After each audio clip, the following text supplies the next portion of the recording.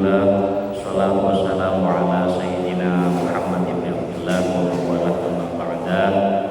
Bapak-bapak, ibu-ibu yang dirahmati oleh Allah Subhanahu wa taala, marilah sebelum kita memulai ngaji bersama pada malam hari ini, kita berdoa dengan pembacaan suratul Fatihah dengan harapan kita tetap mendapatkan keberkahan mengaji dan tentunya keberkahan di bulan Rajab ini. Ila hadhihi wa ila kulli niyatin shalihah. Syukurul jin. Al-Fatihah. A'udzubillahi minasyaitonir rajim. Bismillahirrahmanirrahim. Alhamdulillahirabbil alamin. Ar-Rahmanir Rahim. Maliki yaumiddin. Iyyaka na'budu wa iyyaka nasta'in. Ihdinas siratal mustaqim. Siratal ladzina an'amta 'alaihim ghairil maghdubi 'alaihim waladdallin. Bismillahirrahmanirrahim. Al-haditsu as-sabi wal ishrun, hadis yang nomor 27 ini menjelaskan tentang al-birru wal itsm, yaitu kebaikan dan dosa, artinya baik dan buruk. An Nawas bin Sam'an radhiyallahu anhu anin Nabi sallallahu alaihi wasallam, diriwayatkan dari sahabat Nawas bin Sam'an, suatu ketika baginda Nabi Muhammad itu berkata, al-birru husnul khuluq, yang dikatakan baik atau kebaikan itu adalah husnul khuluq, yaitu budi pekerti yang luhur. Wal ismu ma haka fi nafsika, sedangkan yang dikatakan dosa itu adalah sesuatu yang mengganjal di dalam hati kita. Wa karinta ayyat qali alaihi nas, dan kita gak suka, kita benci hal tersebut kita tampilkan di hadapan manusia. Jadi hadis pertama, kata Nabi, beliau berkata yang dinamakan kebaikan itu adalah husnul khuluq, yaitu budi pekerti yang luhur atau akhlak atau perilaku yang mulia, yang baik secara norma agama, terlebih secara norma sosial. Jadi perilaku yang setiap hari kita lakukan yang sesuai dengan tuntunan agama, juga selaras dengan keadaan sosial masyarakat sekitar kita, itu dinamakan albir, yaitu kebaikan. Sebaliknya, wal itsmu, dosa itu adalah mahaka fi nafsi, sesuatu yang mengganjal di dalam hati kita atau diri kita. Terus mobil kula kali panjenengan niku nyun sewu ngelampahi dosa, maksiat dhateng Allah, itu pasti gak enak. Ada perasaan yang di dalam hati kita itu kayak boten sekeco mau. Bahkan wa karinta ayyat qali'a alaihin nas, perbuatan yang kita lakukan itu gak ingin ditampilkan dan tidak ingin terlihat oleh manusia. Ini ku fakta ketika manusia melakukan perbuatan yang keji, perbuatan dosa dan lain semacamnya, itu pasti tersembunyi-sembunyi. Jarang manusia itu memiliki perbuatan dosa kok dia ditampilkan, bahkan live di akun media sosialnya itu jarang sekali. Itu perlu dipertanyakan ya, manusianya semacam itu. Selaras dengan hadis ini, hadis berikutnya juga menjelaskan wa'an Wabisah bin Ma'bad, ataitu Rasulullah, suatu ketika saya sowan kepada Nabi Muhammad. Faqala, kemudian Wabisah berkata, faqala, Nabi berkata, jita tas'al anil bir, adakah kau datang untuk bertanya tentang kebaikan? Qultu, saya berkata, na'am, ya. Faqala, Nabi berkata, istafti qalbak, mintalah pendapat terhadap hatimu, atau bertanyalah kepada hatimu. Karena kata Nabi, al-birru matma'annat ilaihi an-nafs, Kebaikan itu ketika kau tanya kepada hatimu, maka hatimu akan tentram dan damai, tumaknina watma'anna ilaihi qalbi, juga dicenderungi oleh kebanyakan atau mayoritas hati manusia. Jadi kebaikan itu ketika kita melakukannya, hati itu terasa damai. Sederhananya ketika kita berbuat baik kepada orang lain, kok merasa ayem, merasa tentrem, damai. Lah itu namanya albir, kebaikan. Wal ismu, sedangkan dosa sebaliknya, mahaka fi nafsi. Ketika hati kita gerundel, ketika ada sesuatu yang mengganjal di dalam hati kita, wa taraddada fi sadri, dan membingungkan, ini dikerjakan apa tidak ya, ragu. Wa in aftakan nasu aftuka, walaupun sudah mendengar berbagai pendapat orang lain, bertanya kepada tetangga, bertanya kepada teman, itu masih membingungkan. Itu adalah perbuatan ism atau perbuatan yang dosa. Di hadis ini yang pertama menguraikan tentang baik, kebaikan ya, al-birru. Tafsirul birri, fassarun nabi al-bir fi hadisin Was bin Sam'an bi husnil khuluq.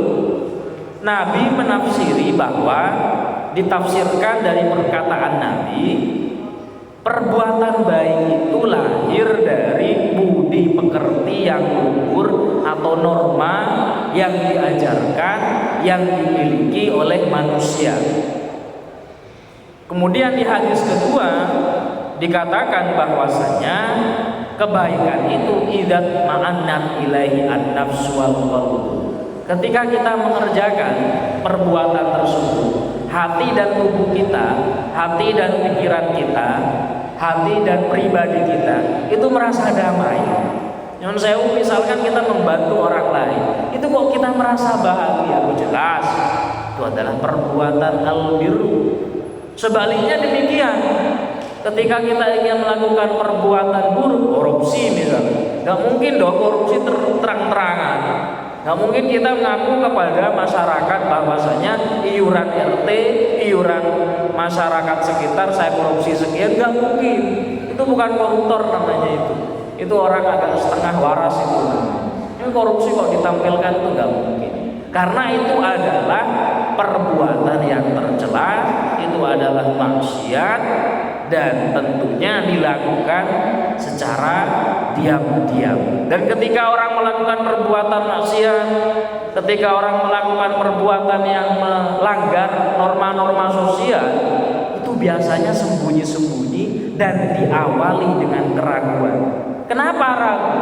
Karena fitrahnya manusia atau pada dasarnya seorang manusia itu dilahirkan yuladu alal fitrah. Manusia itu lahir dengan kemurnian. Manusia itu lahir membawa kedamaian pada dasarnya. Tapi lingkungan, kondisi, dan lain semacamnya yang menjadikan manusia itu sebagai pribadi A, pribadi B, C, dan seterusnya. Karena pada dasarnya setiap hati manusia, mau dia percaya dengan Allah Subhanahu wa Ta'ala ataupun tidak, itu secara lahir itu pasti senang dengan kedamaian, suka dan cinta dengan perbuatan yang baik, itu pasti. Akan tetapi lingkungan dan keadaan yang menjadikan manusia tersebut berubah dan seterusnya. Sehingga ketika dia ingin melakukan perbuatan yang melanggar norma sosial, terlebih perbuatan yang melanggar norma syariat, maka akan ada keraguan di dalam hatinya. Kira-kira dikerjakan apa enggak ya? Korupsi apa enggak ya? Misalkan korupsi apa enggak ya? Minum-minuman keras apa enggak ya? Kira-kira semacam itu. Dia ragu karena bertentangan dengan hati nuraninya. Oh, ini enggak baik. Nah, karena tidak saat keraguan semacam itulah datanglah setan untuk meyakini dirinya, lakuin aja nggak apa-apa, minum sedikit kok nggak apa-apa, dosanya ntar diampuni sama Tuhan gitu. Nah, ketika dia mencoba sedikit tersebut, terjadi zat adiktif di dalam dirinya, ketagihan. Nah, itu yang menciptakan berangsur-angsur dari perbuatan kecil, dari dosa kecil, dia berani terhadap dosa besar. Contoh sederhana ketika kita melaksanakan kewajiban misalkan, udah nggak usah jemaah, sholat sendiri aja nggak apa-apa, bisa kok, pahalanya juga sama. Oke, lalu dia sholat sendiri di rumah misalkan.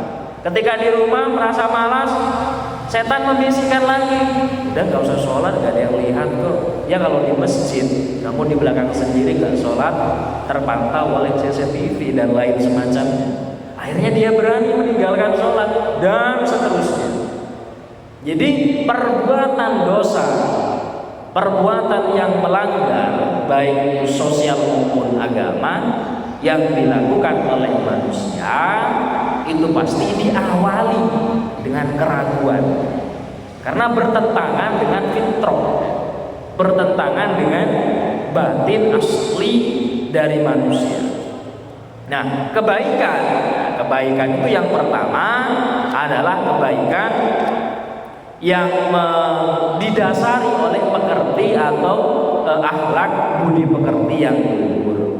Apapun yang kita lakukan kalau didasari dengan perilaku-perilaku yang mulia, itu pasti bermuara terhadap kebaikan. Kemudian yang ketiga, alamatul ismi, tanda dari dosa ya. Lil ismi alamatan, dosa itu ada tandanya, ada dua. Alamatul dakhiliyah, tanda yang muncul dari dalam, yaitu mayat fi an-nafsu min tirabin wa qalqin wa nufurin wa karahatin. Ketika hati kita sudah tidak tenang, ketika kita risau, ketika kita was-was, kita ragu, kita tidak tentram, berarti perbuatan yang akan kita lakukan itu berpotensi bahkan bisa jadi perbuatan yang jelas mengarah terhadap dosa. Itu tanda yang pertama, dosa.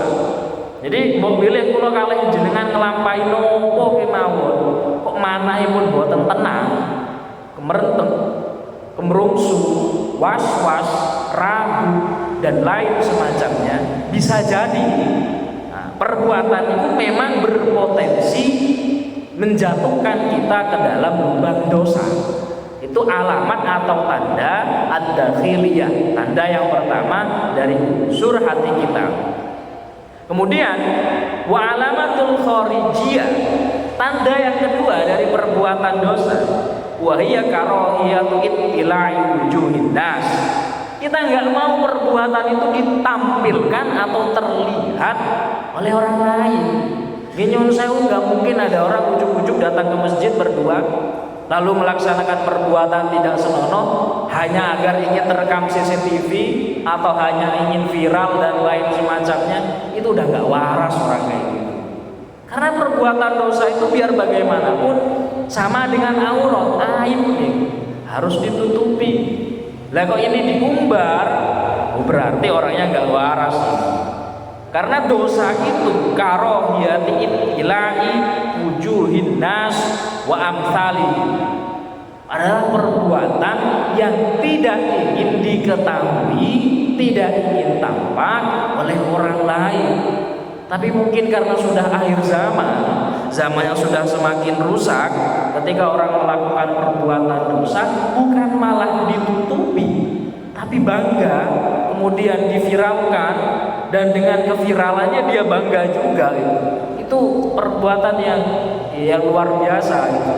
Padahal kalau kita melakukan perbuatan dosa harusnya memiliki rasa malu, kemudian kita tutup-tutupi, bagi kita yang tahu ya kita jangan menyebarkannya dan lain semacamnya. Zaman sekarang enggak, perbuatan-perbuatan yang melanggar norma sosial maupun norma norma agama itu malah menjadi sebuah konsumsi yang asik untuk dilihat, asik untuk dikomentari, asik untuk dibagikan dan seterusnya.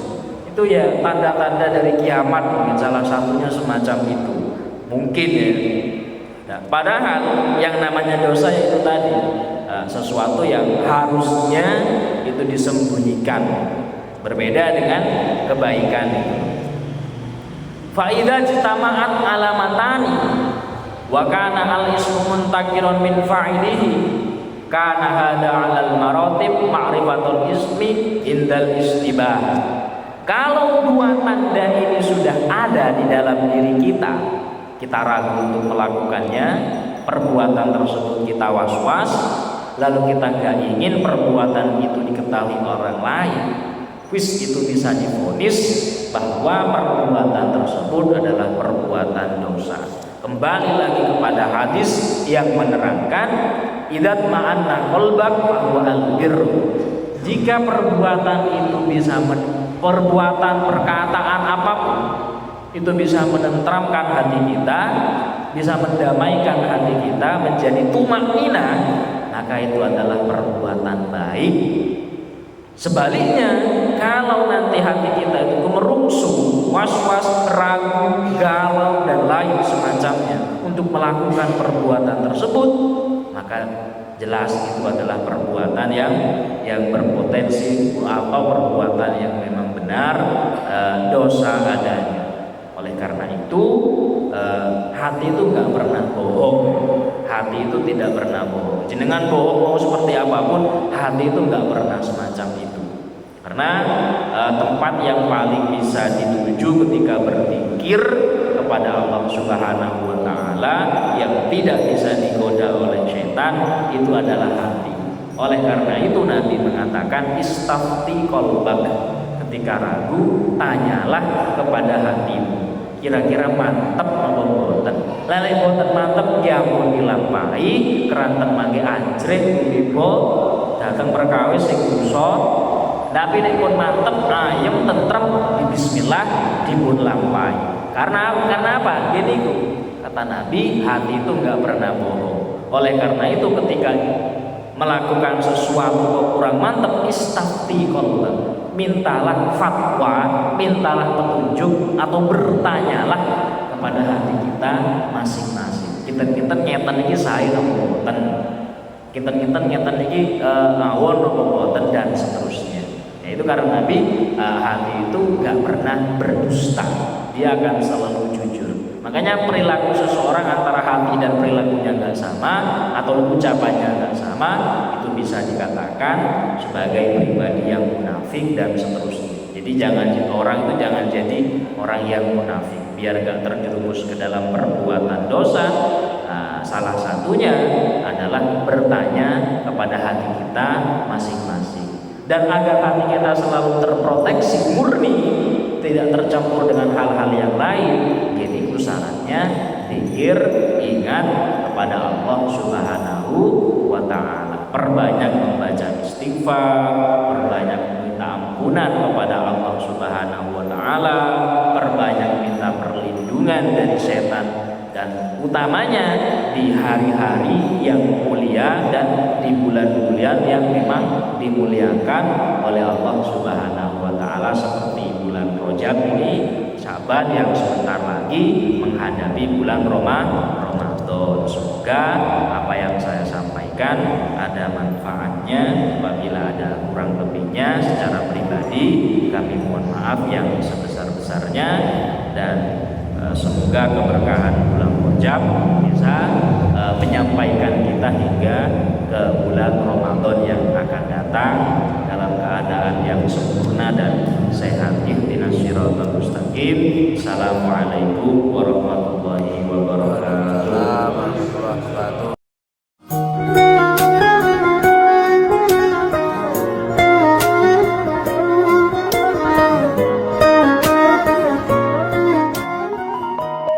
You